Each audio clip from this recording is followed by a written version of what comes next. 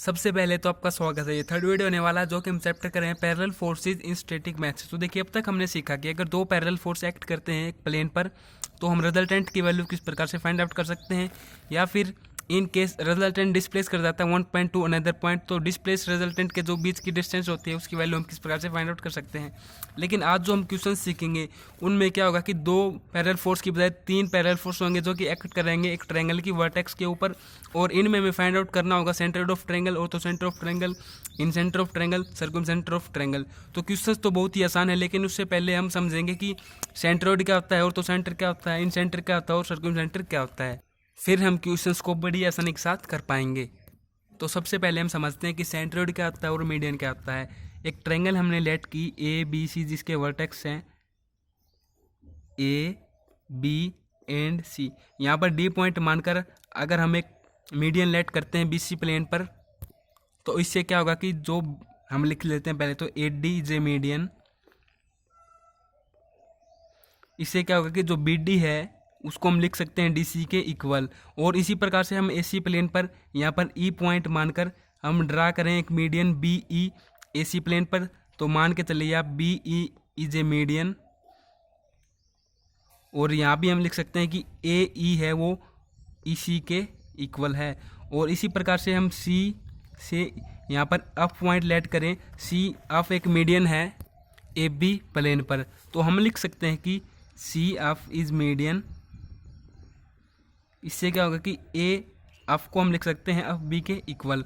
और आपको बताना चाहूँगा कि जो ये मिडिल पॉइंट है, सेंटर है इन तीन मीडियंस का, इसको हम लेट करते हैं जी, और इसी को कहा जाता है सेंट्रोइड ऑफ द ट्रायंगल। इसकी डेफिनेशन आप इस प्रकार से समझ सकते हैं, this centroid is the centre point of the object, the point in which the three medians of the triangle intersect is known as the centroid of a triangle. और इसके साथ ही आपको बताना चाहूँगा कि जो ये ए डी आप मीडियन देख रहे हैं, ए डी ये दो हिस्सों में डिवाइड हो जाता है। इसको हम इस प्रकार से लिखते हैं ए डी, ये दो हिस्सों में किस प्रकार से डिवाइड हो जाता है, ये डिवाइड हो जाता है 2:1 में। मीन्स जो ए से जी तक की वैल्यू है ये तो हो जाती है 2, और जो जी से 1 है, जी से डी है, ये हो जाती है 1। और हम इसको इस प्रकार से भी समझ सकते हैं कि एच जी इक्वल होगा 2 जी डी के। तो अब हम नेक्स्ट पॉइंट समझते हैं कि angle bisector and in centre क्या होता है। तो देखिए, एंगल बाइसेक्टर क्या होता है। एंगल बाइसेक्टर वो होता है जो कि मतलब कि बाइसेक्ट करे इन टू इक्वल एंगल। मतलब कि एक एंगल है जिसको ये बाइसेक्ट करता है दो इक्वल एंगल्स में। जैसे कि ट्रायंगल में लेट करता हूँ ए बी सी जिसके वर्टेक्स हैं ए बी सी, और देखिए यहाँ पर भी एक एंगल है, यहाँ पर भी एक एंगल है और यहाँ पर भी एक एंगल है। अगर हम इसको बाइसेक्ट करें दो इक्वल एंगल्स में, मतलब बाइसेक्ट होता है मतलब डिवाइड करना, एक एंगल को दो इक्वल एंगल में डिवाइड करना।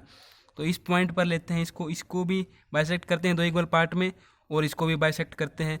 तो देखिए, जो ये पॉइंट होता है इसको अगर हम रेडियस मानकर यहाँ पर एक सर्कल ड्रा करते हैं इस प्रकार से, तो जो ये सेंटर पॉइंट होता है इसको कहा जाता है इन सेंटर ऑफ द ट्रायंगल। और जो ये बाइसेक्टर आप देख रहे हैं इस प्रकार से, ये तीन ये होते हैं एंगल बाइसेक्टर। अब आप समझिए कि perpendicular bisector, circum centre and ortho centre क्या होता है। तो देखिए, एक सर्कल हम लेट करते हैं और उसके बीच में देखिए हम एक ट्रायंगल बना लेते हैं ए बी सी जिसके वर्टेक्स हैं ए बी एंड सी। अब देखिए कि हमने यहाँ पर तो किया था एंगल बाइसेक्टर, यहाँ पर भी एंगल ही है, लेकिन वो एंगल हम परपेंडिकुलर बाइसेक्ट करेंगे। लेकिन देखिए इस प्रकार से हम बाइसेक्ट करेंगे उनको, यहाँ पर परपेंडिकुलर ड्रा होगा, और यहाँ से बाइसेक्ट करेंगे तो यहाँ पर भी परपेंडिकुलर ड्रा होगा, और इस तरीके से करेंगे तो यहाँ पर भी परपेंडिकुलर ड्रा होगा। तो ये तो होता है परपेंडिकुलर बाइसेक्टर। इस पॉइंट को आप लेट कर सकते हैं डी ई एफ, एंड इस मिडिल पॉइंट को आप लेट कर सकते हैं जी। तो देखिए, जो ये मिडिल पॉइंट है इसी को कहा जाता है circum centre of the triangle. अब बात करते हैं ऑर्थो सेंटर क्या होता है। तो देखिए, ऑर्थो सेंटर आप इसी से समझ सकते हैं कि ये तीन एल्टीट्यूड हैं। आपको इसकी डेफिनेशन बताता हूँ ऑर्थो सेंटर की। The point where three altitude of a triangle meet, मतलब कि जिस पॉइंट पर तीन एल्टीट्यूड मीट करते हैं एक ट्रायंगल के, उसी पॉइंट को कहा जाता है ortho centre of the triangle. तो देखिए, अब हम क्वेश्चंस को कर सकते हैं अगर आपको ये समझ में आए हैं तो देखिए 8 का क्वेश्चन सबसे पहले हम करते हैं। इसमें क्या कि 3 लाइक पैरेलल फोर्स हैं जिसकी वैल्यू हमें दे दी गई है, और ये एक्ट कर रहे हैं वर्टेक्स ऑफ ए ट्रायंगल के वर्टेक्स पर। हमें फाइंड क्या करना है, देखिए इसमें पी क्यू वेरिएबल हैं, हमें उनकी वैल्यू फाइंड आउट करनी है जो कि रिजल्टेंट ऑफ द 3 फोर्स हैं और वो पास हो रहे हैं सेंट्रोइड ऑफ द ट्रायंगल। तो सेंट्रोइड आपको पता चल गया होगा ट्रायंगल क्या क्या होता है, ये जी पॉइंट जो होता है ये सेंट्रोइड होता है ट्रायंगल का। तो सबसे पहले हमें ट्रायंगल लेट करते हैं, इसके वर्टेक्स ए बी एंड सी। तो देखिए ए पर हम फोर्स लेंगे, इस प्रकार से आपको फोर्स डिनोट करने हैं, इस प्रकार से ये पैरेलल फोर्स हैं 2p plus Q 4p minus 2q and 8 kg को रहने दो। तो यहाँ से देखिए हम एक मैग्नीट्यूड मीन्स मीडियन लेते हैं, लेट करते हैं डी पॉइंट पर और जिसका सेंटर है जी, इसी जी को कहा जाता है सेंट्रोइड ऑफ द ट्रायंगल। हमें फाइंड आउट क्या करना है, पी की वैल्यू फाइंड आउट करनी है और क्यू की, जो कि कहाँ से पास हो रहे हैं सेंट्रोइड से। तो देखिए किस प्रकार से अब इसको करते हैं। तो मैंने आपको बताया था कि अगर 8d हम मीडियन ले रहे हैं, 8d इज मीडियन, इससे क्या होगा कि हम bd को लिख सकते हैं किसके इक्वल, dc के इक्वल। और जो AD प्लेन है उसमें क्या होगा कि जो AG है ना वो किसके इक्वल होता है 2GD के। आपको पता है कि 2:1 में डिवाइड हो जाता है, तो इसको हम इस प्रकार से लिखते हैं। तो देखिए अब हम प्लेन लेते हैं BDC प्लेन लेते हैं, BDC पॉइंट हम लेंगे BD एंड C। तो देखिए B पर हम फोर्स को इस तरीके से रिप्रेजेंट कर देंगे, 4p माइनस 2q है, C पर फोर्स है 8 और D पर फोर्स आपको बताना चाहूँगा ये रिजल्टेंट होता है, बीच का जो पार्ट होता है उसको आप क्या लिखेंगे 4p माइनस 2q प्लस 8। तो पहले तो हम BDC प्लेन को लिया हमने, फिर हम लेंगे मीडियन जो AGD है इस प्लेन को लेंगे, इससे हमारी दोनों वैल्यू फाइंड आउट हो सकती हैं। तो यहाँ से लेमिज थ्योरम को अप्लाई करते हैं। पहले लेते हैं इसके रिस्पेक्ट में 2pq माइनस 2q, ये बी पॉइंट पर होने की वजह से DC को हम लेंगे तो DC अपॉन में इक्वल, फिर हम इसको लेंगे 8 अपॉन में, ये C पॉइंट पर होने की वजह से क्या लेंगे BD। तो देखिए इसको हम लेंगे नहीं, ये आप लिखना चाहें तो लिख सकते हैं 2p माइनस 2q प्लस 8 और अपॉन में आ जाएगा BC। इसको हमें लेना नहीं है, इन दोनों को हमें कंपेयर करना है। तो देखिए जो BD है आपको पता है कि BD को हम DC के को लिख सकते हैं, तो यहाँ पर क्या कर सकते हैं 2pq माइनस 2q अपॉन में DC इक्वल टू 8 अपॉन में DC। हमने BD की जगह ले लिया DC, तो इन दोनों को कैंसिल कर देंगे। तो यहाँ से क्या होगा कि 4p minus 2q equal to 8, इसको हम लेट करेंगे क्वेश्चन फर्स्ट। अब हम लेते हैं AGD जो कि क्या है मीडियन है, तो इसको हम लेते हैं A, ये G पॉइंट हो जाएगा, ये D हो जाएगा। तो G आपको पता है सेंट्रोइड है, तो A पर क्या है फोर्स 2p प्लस q और D पर क्या है, D पर मैंने आपको बताया था कि ये इन दोनों का प्लस हो जाता है, ये क्या है रिजल्टेंट है। तो 4p माइनस 2q प्लस 8 और G पर आप लिखना चाहें तो लिख सकते हैं, लेकिन लिखने की जरूरत नहीं है क्योंकि हम इसको तो ले ही नहीं रहे बीच वाले को, हम तो इन दोनों को कंपेयर करना है। तो देखिए इसको हम लेंगे 2p प्लस q अपॉन में GD equal to 4p minus 2q plus 8 upon में D पॉइंट होने की वजह से क्या आएगा AG। तो देखिए आपको पता है कि AG हमारे किसके इक्वल होता है 2GD के। तो देखिए यहाँ पर हम लिख सकते हैं 2p प्लस q अपॉन में GD equal to 4p minus 2q plus 8 upon में 2GD। तो ये इससे कैंसिल हो जाएगा GD से DD, और ये यहाँ पर 2 किसके साथ मल्टीप्लाई हो जाएगी। तो ये किस प्रकार से हो जाएगा आपको बताता हूँ, ये हो जाएगा 4p plus 2q equal to 4p minus 2q plus 8। तो इसको हम इस तरफ लेके आते हैं 4q plus 2q minus 4p, और ये प्लस का हो जाएगा 2q माइनस 8 इक्वल टू 0। तो देखो ये दोनों कैंसिल हो जाएंगे और ये दोनों मिलकर क्या हो जाएंगे 4q माइनस 8 इक्वल टू 0। तो देखो इसको उस तरफ लेके जाएँ अगर हम 4q इक्वल टू 8, q की वैल्यू यहाँ से क्या आ जाएगी 8 अपॉन में 4, q की वैल्यू आ जाएगी 2। तो q की वैल्यू मैंने फाइंड आउट कर ली है। अगर इस q की वैल्यू को हम इक्वेशन फर्स्ट में पुट कर दें तो हमारे पास p की वैल्यू भी आ जाएगी। इक्वेशन फर्स्ट थी, देखिए लिख देते हैं putting the value of q in equation first. तो इक्वेशन फर्स्ट हमारे पास थी 4p minus 2q equal to 8। तो यहाँ पर मैं पुट कर रहा हूँ 2 इंटू 2 इक्वल टू 8। देखिए यहाँ पर 4 हो जाएगा, कुछ तरफ लेके जाएंगे तो क्या आ जाएगा 12 तो P इक्वल टू 12/4, P की वैल्यू आ जाएगी 3। तो ये दोनों वैल्यू मैंने फाइंड आउट कर ली हैं जो कि क्वेश्चन में करनी थी हमें। तो आप देख सकते हैं क्या की वैल्यू आई है 2, P की वैल्यू आई है 3। तो ये आसान तरीके से मैंने आपको समझा दिया है क्वेश्चन, और मैं आशा भी करता हूँ कि आपको ये समझ में आया होगा। तो अब देखिए जो 9th का क्वेश्चन है वो भी बहुत ही आसान है, इसमें भी इसी प्रकार से होगा। 3 लाइक पैरेलल फोर्स हैं P, Q, R जो कि एक्ट कर रहे हैं एक ट्रायंगल की कॉर्नर पर। ट्रायंगल है ABC, if their centre is, हमें फर्स्ट पार्ट में फाइंड करना है सेंट्रोइड ऑफ द ट्रायंगल, वो किसके इक्वल आएगा, P equal to Q equal to R के इक्वल। तो सबसे पहले एक ट्रायंगल हम ड्रा कर लेते हैं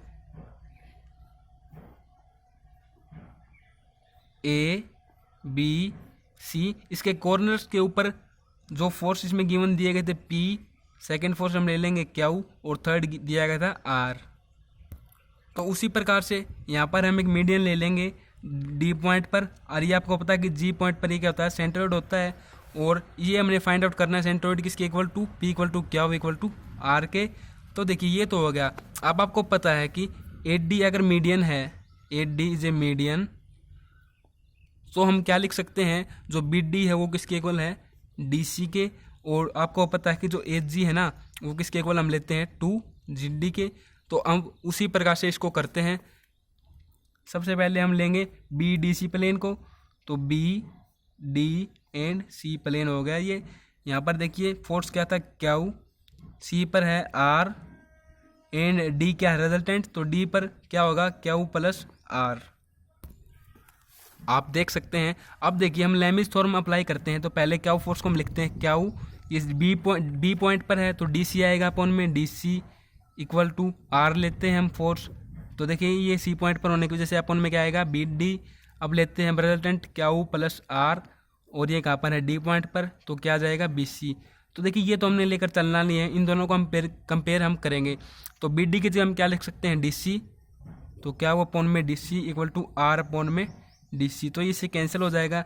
तो यहाँ से तो हमने प्रूव कर लिया कि क्या किसके इक्वल है R के। इसको हम लेट कर लेंगे इक्वेशन फर्स्ट। अब हम लेंगे प्लेन AGD, यहाँ से भी हम फाइंड आउट कर लेंगे इक्वेशन सेकंड, और फिर इन दोनों को हम कंपेयर कर देंगे। तो AGD हमने प्लेन ले लिया AGD, A पर फोर्स है P, D पर फोर्स एक्ट करता है, D क्या था रिजल्टेंट था जिसकी वैल्यू हमने क्या मतलब कि इन दोनों का प्लस क्या तो क्या आई थी Q प्लस R। तो लिख देते हैं Q प्लस R।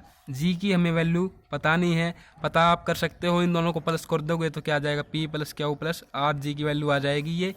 और आपको बताना चाहूँगा कि ये रिजल्टेंट है तो आपको पता है कि दोनों का फोर्स करके हमने प्लस कर दिया है। अब देखिए P फोर्स के रिस्पेक्ट में क्या आएगा A पॉइंट पर, तो आ जाएगा अपॉन में GD इक्वल टू ये हम लेंगे Q प्लस R, तो यहाँ से क्या आ जाएगा HG।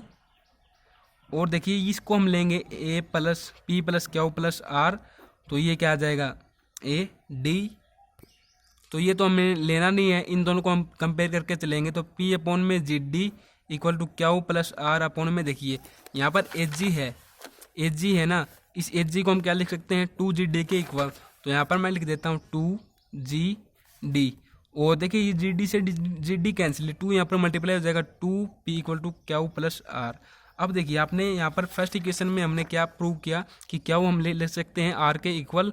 इक्वेशन फर्स्ट हम लिख देंगे फ्रॉम इक्वेशन फर्स्ट, जो Q है इसकी जगह हम लिख देंगे R, तो R प्लस R ये क्या हो जाएगा 2P इक्वल टू 2R। तो यहाँ से ये दोनों कैंसिल, तो P इक्वल टू आ जाएगा R।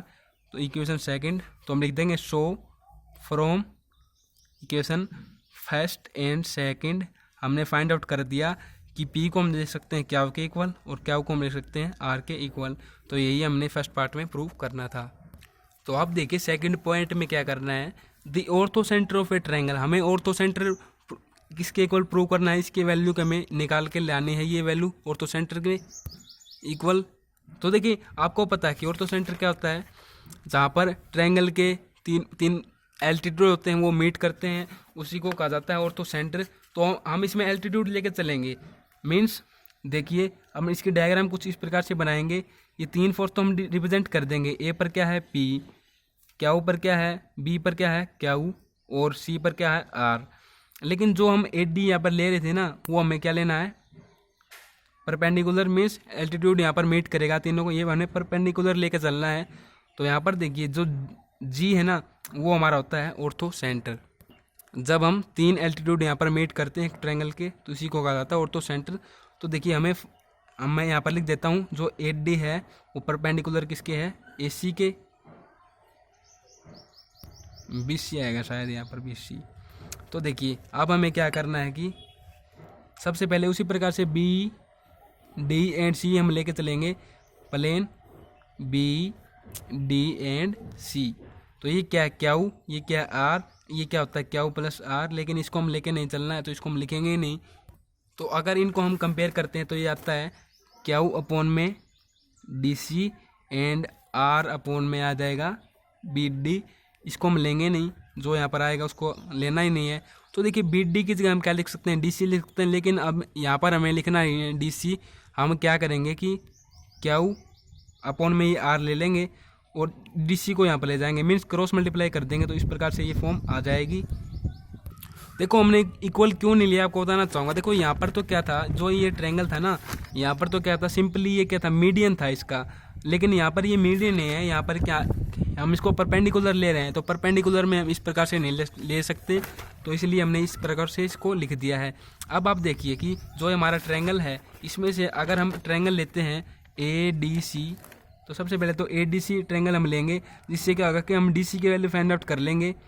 तो ADC हमने 2 ट्रायंगल हो गए ना यहाँ पर, तो ADC हमने लिया ADC, तो यहाँ पर क्या परपेंडिकुलर है। यहाँ पर देखिए इस एंगल को हम लेट करते हैं C, और अगर हम क्या करें DC को अपॉन में ले लें 8D, तो ये क्या हो जाएगा, बेस अपॉन में परपेंडिकुलर हो जाता है, तो ये किसके इक्वल हो जाएगा, कोट, और जो एंगल है यहाँ पर C इसके इक्वल हो जाएगा। तो देखिए यहाँ से हम इसको इक्वल ले रहे हैं, तो DC की वैल्यू क्या हो जाएगी, 8D इक्वल टू कोट C। DC की वैल्यू हमारे पास क्या आ जाएगी, 8D कोट C। तो क्या हुआ, अपॉन में R, मैं DC की वैल्यू लिख देता हूँ 8D इंटू कोट C। अब देखिए BD की वैल्यू अगर हम निकालते हैं, तो BD तो यहाँ पर है, तो इस ट्रायंगल को हम लेंगे। तो ये ट्रायंगल हम ले रहे हैं परपेंडिकुलर से, तो ये ट्रायंगल मैंने ले लिया, ये D पॉइंट है, यहाँ पर A है, और यहाँ पर क्या है B। तो ये परपेंडिकुलर है, यहाँ पर क्या है क्यू। तो देखिए उसी प्रकार से अगर हम बेस अपॉन में परपेंडिकुलर लें, तो ये क्या हो जाएगा, BD अपॉन में 8D इक्वल टू कोट, ये देखिए B था, यहाँ पर B एंगल ले रहे हैं हम, तो ये B है, तो ये कोट B हो जाएगा। तो BD की वैल्यू यहाँ से क्या आ जाएगी, 8D इंटू कोट B। तो ये वैल्यू हम यहाँ पर पुट कर देंगे BD की जगह, तो 8D इंटू कोट B। तो यहाँ से देखिए 8D तो 8D से कैंसिल, क्या हो अपॉन में R। तो देखिए अगर आप इनको ऊपर नीचे लिखते हैं इन दोनों को, मीन्स आपको पता है कि 1 अपॉन में कोट क्या होता है, 10 के इक्वल होता है, तो आप B को ऊपर लेके जाओगे तो ये क्या हो जाएगा 10B, एंड इसको नीचे लेकर आओगे तो ये क्या हो जाएगा 10C। तो इसको हम लेट करते हैं इक्वेशन फर्स्ट। देखिए हम क्या कर सकते हैं कि इसको क्रॉस मल्टीप्लाई करके इस प्रकार से लिख सकते हैं, क्या वो अपॉन में 10C एंड R अपॉन में 10B। तो ये आ गई इक्वेशन फर्स्ट। और सिमिलरली हम लिख सकते हैं कि देखिए हमने पहले वाले सेक्शन में, मीन्स पहले वाले पार्ट में क्या किया था कि इस प्रकार से किया था कि ये हमारी इक्वेशन आ गई थी, क्या वो अपॉन में इक्वल टू R। तो वही बात है, क्या वो इक्वल टू R आ गई है, तो उसी से हम सिमिलरली लिख सकते हैं कि P भी R के इक्वल टू हम ले सकते हैं। तो हम लिख देंगे यहाँ पर P अपॉन में 10A इक्वल टू क्या वो अपॉन में 10C। ये आप लिखो, सिमिलरली लिखकर आपको ये लाइन लिखनी होगी जो कि बुक में भी दे रखी है, the centre of parallel forces will be on the altitude through B। तो इससे हम ये लिख सकते हैं इक्वल, तो ये आ जाएगी इक्वेशन सेकंड। अब आप लिख सकते हैं प्रूफ जो हमें करना था, from equation first and equation second. तो हमने प्रूफ क्या कर दिया, P अपॉन में 10A इक्वल टू क्या वो अपॉन में 10B equal to R upon में 10C के, ये तीनों इक्वल हैं। तो हमने इसमें फाइंड आउट कर दिया और तो सेंटर ऑफ ट्रायंगल। तो बहुत ही इजी क्वेश्चंस थे, मैं उम्मीद करूँगा आपको ये समझ में आए होंगे। आप इस क्वेश्चंस को 1 से 2 बार अगर आप समझते हैं 9th के क्वेश्चंस को, तो आपको मतलब कि बेसिक है वो बिल्कुल क्लियर हो जाएगा। तो नेक्स्ट वीडियो में अगर आप कहते हैं कि एक्सरसाइज करवाई जाए तो एक्सरसाइज हम करेंगे, वरना हम 3rd का जो चैप्टर है मूवमेंट्स उसको स्टार्ट करेंगे। तो आप कमेंट में मेरे को ज़रूर बताएं क्या हम एक्सरसाइज को पहले करें या फिर पहले हम 3rd चैप्टर को स्टार्ट करें। तो वीडियो को देखने के लिए आपका बहुत बहुत धन्यवाद। इसी प्रकार के क्वेश्चन हैं 2.1 एक्सरसाइज में, आप सभी क्वेश्चंस को आसानी के साथ कर पाएंगे। अगर किसी क्वेश्चंस में आपको परेशानी या कोई समस्या आती है तो आप मुझे कमेंट में ज़रूर बताइएगा। तो धन्यवाद आपका।